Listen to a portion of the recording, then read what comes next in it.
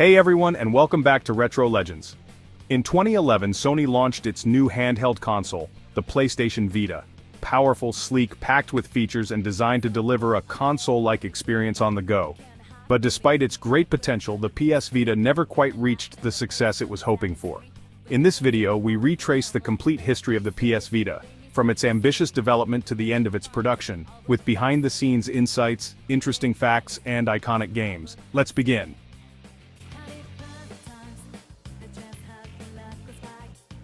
The project that would give life to the PlayStation Vita was born with a fascinating and promising code name, NGP, which stood for Next Generation Portable. This name wasn't just a technical term, it was a real declaration of intent. Sony didn't just want to make a new portable console, they wanted to redefine the whole concept of mobile gaming. We're talking about the late 2000s, the era of the PSP, a machine that, despite some limitations, had shown that Sony could hold its own even in the handheld world, dominated by Nintendo. And riding the wave of that success, Sony's top executives started to dream big, very big. The goal? To create a portable console that could rival the PlayStation 3 in terms of graphics. A machine that would allow players to enjoy those amazing, top-tier gaming experiences wherever they were, without compromise. The team of engineers and designers began working on an incredibly ambitious device. This is how a concept was born that even today seems to come from the future. A 5-inch OLED touchscreen, capable of delivering vivid colors and deep blacks like no other portable device of the time. Dual analog sticks, a true revolution. No portable console before it had two, and it was something fans had been asking for years. Front and rear cameras, designed for augmented reality games and social applications. A brand new rear touchpad which opened up possibilities for original and innovative gameplay. And of course 3G, Wi-Fi and Bluetooth connectivity to always be connected, download digital games, browse online and play multiplayer anywhere. But the PS Vita wasn't just designed for hardcore gamers. Sony also wanted to win over a wider audience, proposing a console that was also a portable multimedia center, with social features, video, music and sharing capabilities. In a way, the PlayStation Vita anticipated a world that didn't exist yet. A world where the line between home and portable consoles would become increasingly blurred. A world where gaming would no longer be tied to a TV, but to the player themselves wherever they were.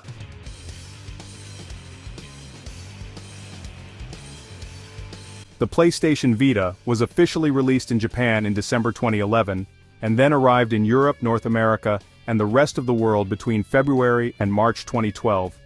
The anticipation was palpable. The gaming press was calling it the portable console of the future, and gamers everywhere couldn't wait to get their hands on a device that promised to bring the console experience to the palm of their hand. Upon its release, the PS Vita was met with enthusiasm from critics. Titles like Uncharted Golden Abyss, a prequel to the famous saga developed by Bend Studio, showcased truly impressive technical capabilities for a portable device. Wipeout 2048 showed off the console's speed and fluidity, while Gravity Rush won hearts with its visual style and originality. Sony had shown that it was capable of bringing visual quality and gameplay comparable to home consoles to a handheld device.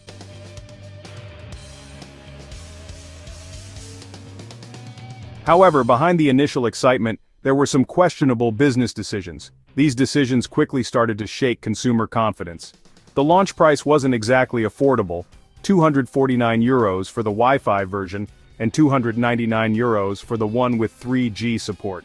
This was an interesting feature in theory, but very few people actually used it, and it didn't end there. Sony decided to use proprietary memory cards, leaving out the more affordable microSD cards. These cards were essential for saving games, downloading content from the PlayStation Store, and installing updates. The problem? The prices were outrageous. The 32GB version cost almost as much as a mid-range handheld console. This discouraged many users and created a barrier to entry that hurt sales from the very beginning. In short, while the PS Vita was a technological gem from a hardware perspective, the choices related to its business model began to weigh heavily on its commercial fate. A powerful machine, but already facing an uphill battle from its first weeks on the market.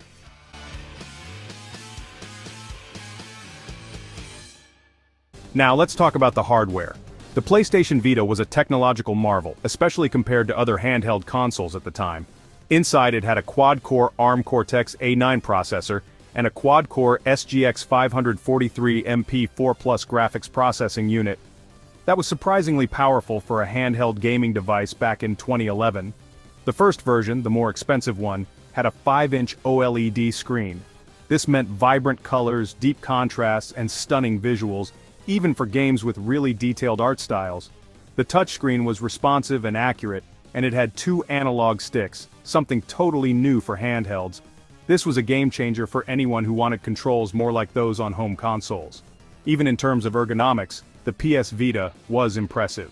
It was comfortable to hold, well-balanced, and made of sturdy materials. Basically, it seemed like a device designed with great attention to detail, made for both casual players and hardcore gamers.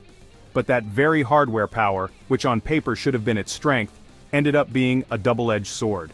Developing games for the PS Vita wasn't cheap or easy. The cost and time to create a game that fully utilized the console's technical capabilities were comparable to making a game for the PlayStation 3.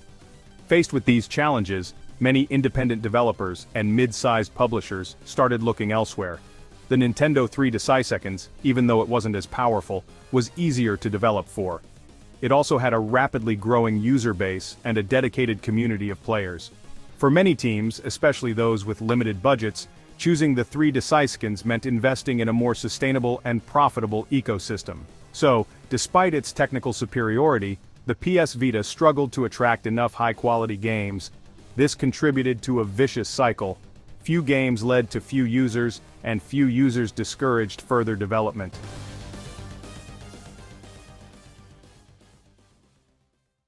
Despite all the hype and the ambition to revolutionize handheld gaming, the PlayStation Vita never really took off. From the beginning, sales were lower than expected, and after some initial excitement from the gaming press, the business reality started to weigh on Sony's internal decisions.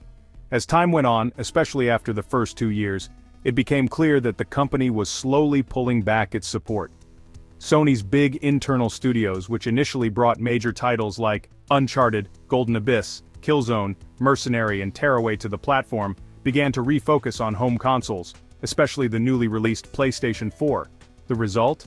A drastic reduction in high-profile exclusive games, with the Vita catalog increasingly relying on ports, indie titles, and niche Japanese games. While this content managed to build a loyal and passionate fan base, it wasn't enough to turn the console into a mainstream success.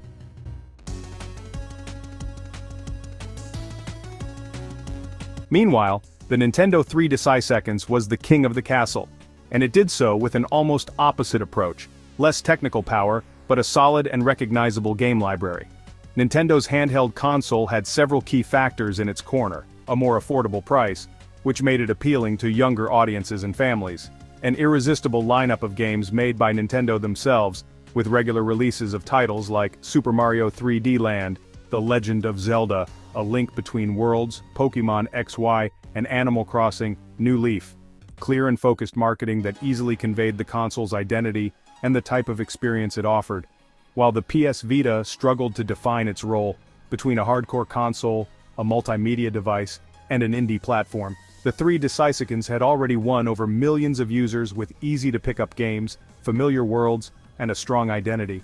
Sony, in the end, failed to find a winning position for the PS Vita, which found itself crushed between Nintendo's success in mobile gaming and the rise of smartphones, increasingly capable of offering low-cost gaming experiences.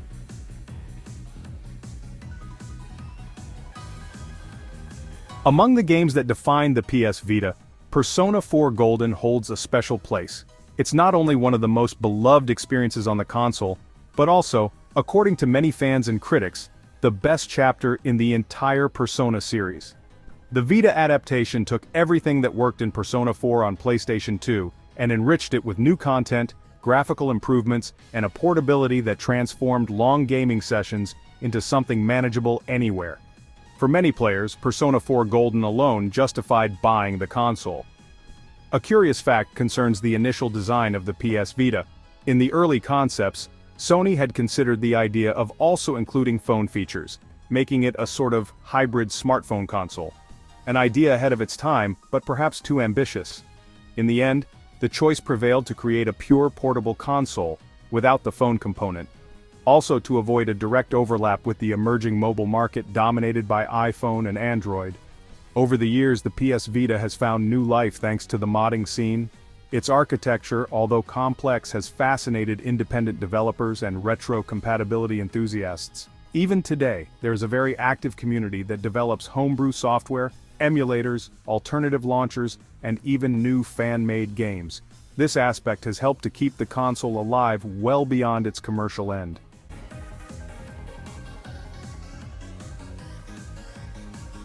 Speaking of hardware revisions, in 2013, Sony released the PS Vita Slim, model PCH 2000. It was a lighter and thinner version of the console.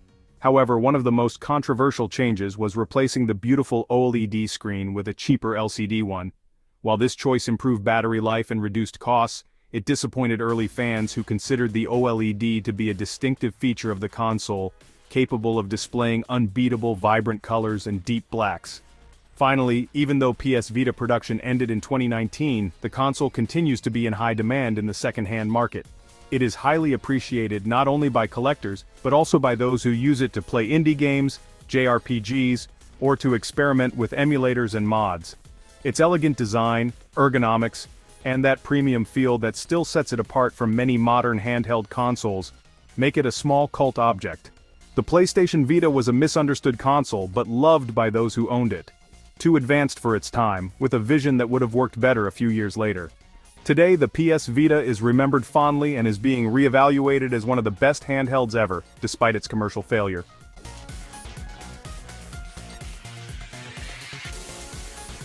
And that concludes our trip down memory lane. How many of these fun facts did you already know? Let us know in the comments.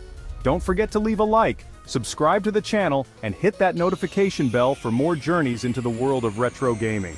Thank you for watching Retro Legends and see you in the next video. Stay retro, stay legends.